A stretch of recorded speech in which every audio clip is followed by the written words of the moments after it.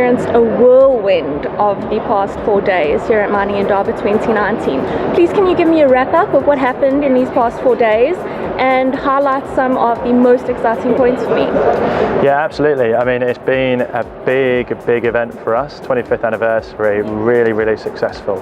I think we kicked the week off with a really successful ministerial symposium on the Sunday. So that's like this private event we run with the top CEOs and mining companies, and the mood there was very positive. There was set around a lot of discussion and a lot of kind of detailed things being talked about.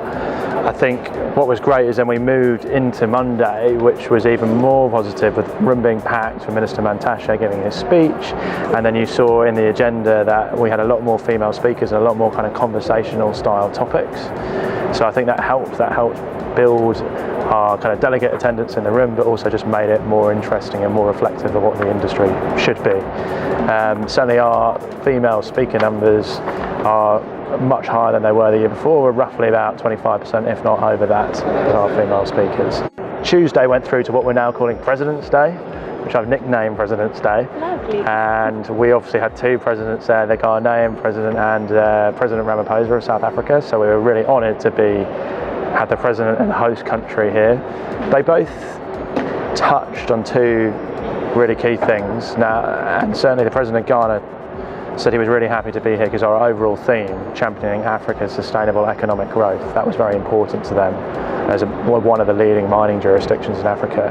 And President Ramaphosa talked about how happy he was that we had a whole day focused on sustainability as well. And a lot of his 10 principles came around to companies getting involved in youth training, working more closely with the communities that they operate in, but also very much looking at how South Africa is now open to business for the mining sector.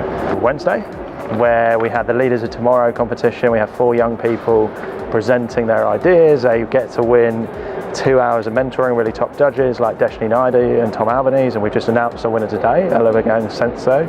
She's CEO of Simba Magodi Fund. And we also had the investment battlefield, which was Prospect Resources who won that. So 22 companies competing over 3 days, and Prospect Resources won it, and a lot of prizes as well. And then finally, today, Young Leaders Programme, we're blown away. I think I've just run around the room and did a big head count, and I think we were over 300 people in the room, and we'd gone on our young people attendance, we're up by 300%. That is lovely.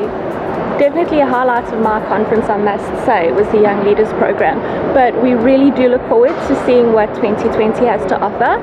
And thank you for this lovely event, Harry. Thanks for having me, Chantal. Thank you. Thank you.